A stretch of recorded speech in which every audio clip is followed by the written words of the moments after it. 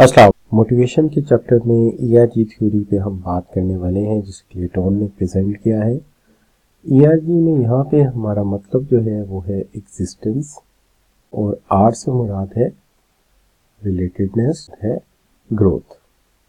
ये थ्योरी जो है ये मैस्लोज़ हायरार्की ऑफ नीड के ऊपर एक एक्सटेंशन मानी जाती है, उसमें एक इजाफा मानी जाती है। ये उस थ्योरी को क्लासिफाई करते हैं और कहते हैं कि इंसान की जो ज़रूरियात हैं उनका ताल्लुक तीन एरियाज़ के साथ है। रिलेटेडनेस, सबसे पहले एग्जिस्टेंस, नंबर 2 रिलेटेडनेस और नंबर 3 ग्रोथ। अब इन्हीं 5 नीड्स को ये किस तरह क्लासिफाई करते हैं हम सबसे पहले तो इसको देखते हैं। देखिए यहाँ पे इसको वो एग्जिस्टेंस का नाम दे रहे हैं। इस एग्जिस्टेंस से मुराद है provisions of basic material needs. Basic material needs से मुराद वही ज़रूरियात हैं जिनका ताल्लुक जो है इंसान के रूह और जिस्म को आपस में बरकरार या ताल्लुक को इस्तवार रखने के लिए ज़रूरी है, यानी जीने के लिए ज़रूरी है।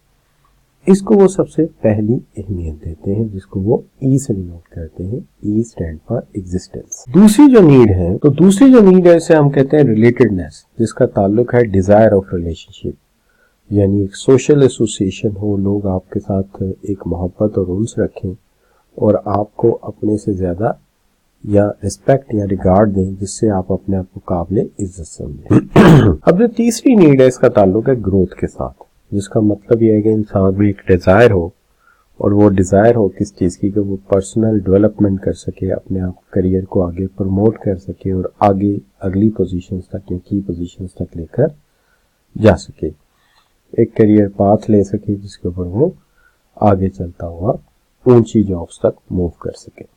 यहाँ थोड़ा सा फर्क ये है, यहाँ एक वक्त में एक से ज्यादा नीड भी ऑपरेटिव हो सकती हैं, जबकि मैस्लोज़ इनको सिर्फ एक तरतीब के ऊपर रखता था।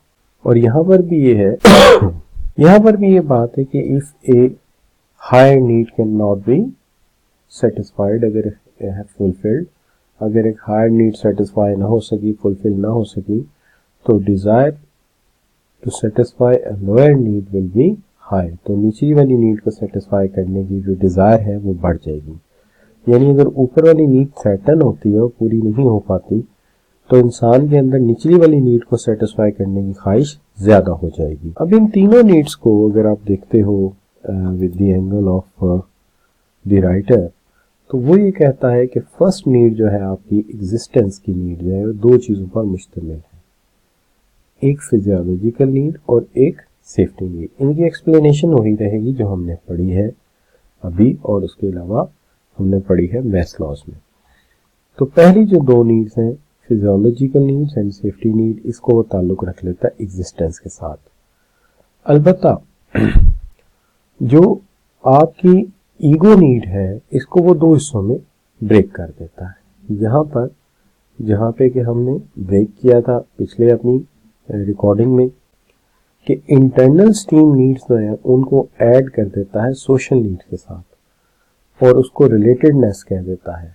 यानी पहला फैक्टर एग्जिस्टेंस, दूसरा फैक्टर रिलेटेडनेस, लेकिन इसके अंदर सोशल नीड के साथ ऐड कर देता है इंटरनल स्टीम को, जबकि एक्सटर्नल स्टीम को उठा के सेल्फ एक्चुअलाइजेशन के साथ मिला देते हैं और इसको भी कह देते हैं कि ग्रोथ है।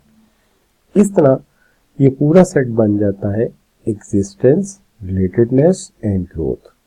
Growth is consisted of two needs of Maslow's self-actualization and a steam in which external steam is included. और जबकि इंटरनल स्टीम और सोशल नीड को मिला दिया जाए तो उसको उसने रिलेटेडनेस का नाम दे दिया, और एग्जिस्टेंस के लिए दो नीड ऐड हो गई, एक फिजियोलॉजिकल और दूसरी सोशल नीड। तो ये दोनों नीड इसके अंदर ऐड हो गई। तो होप आपको यहाँ तक समझ आई होगी। ये मेरी कुछ एक्टिविटीज हैं और इसके अलावा थैंक यू वेरी मच।